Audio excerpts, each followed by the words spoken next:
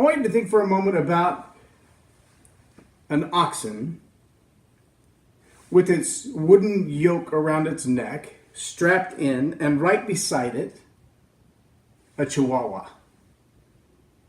A big giant oxen and a little tiny chihuahua with his feet just dangling because he can't even reach the ground, and asking yourself, how in the world could they possibly accomplish anything together?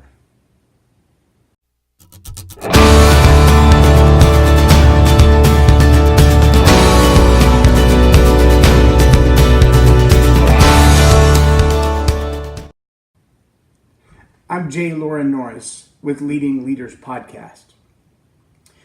Today I want to talk a little bit about that emotional resonance.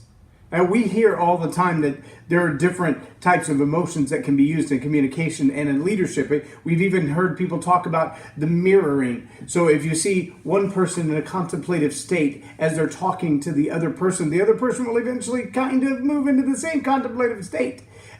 Whether you intend to or not, if you cross your arms, they may cross their arms. If you lean on one elbow, they may lean on one elbow. If you push yourself to the other side, they may push themselves to the other side. It's a very common thing for mirror neurons. The question often is, who's leading and who's following? Who's causing that pace to be moved from one place to another? And as the leader, as a communicator, especially if you're at the front of the room or you're teaching from the platform, your obligation as the communicator is first to match their pace and move with them wherever they are. Now, if you're the guy or gal who's responsible right after lunch, right after dinner, after a heavy meal, or in the middle of the meal, to keep the pace and keep the energy and communicate what you intend to communicate, you got a long road to hoe. That's going to take some effort to get people emotionally into the place where you can rise and fall with the ebb and the flow of the emotion that you've intentionally prepared to present.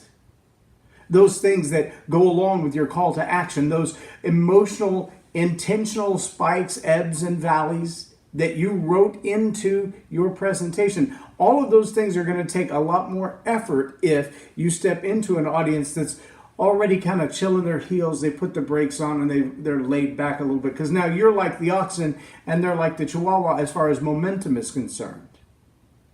But what if your opening presentation starts with a deeply touching personal story?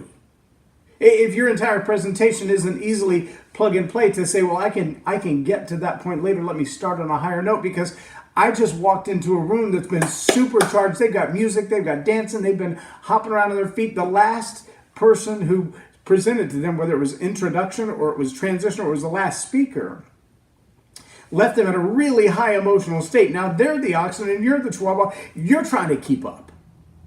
And the challenge for communicators is, if you don't see where that vibrational resonance is, to get in sync with them.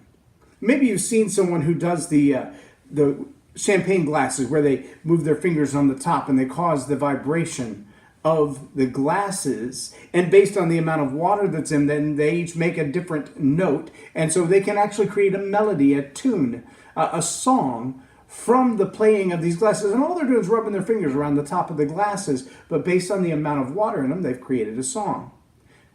Always, in order for them to do that, they have to have just the right amount of moisture, just the right amount of cleanness and oil or no oil on the top of the glasses. Because if you rub your finger around there and your hands are too oily, you got no sound because there's no friction.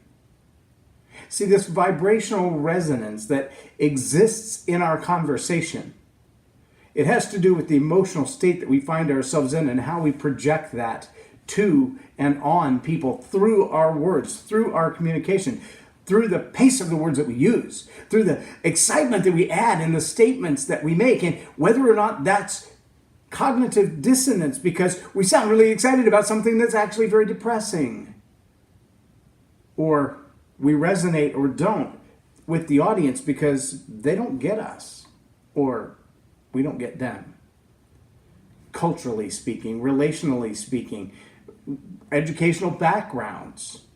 All of those things can cause dissonance where we need resonance. They can cause them to be at one pace and us to be at another. And as communicators, we have the obligation to match them, to come alongside them, and then to take them with us where we need them to go in order to create those ebbs and flows, to create the valleys, to connect with the emotions, to be able to generate the eventual results that we are determined to.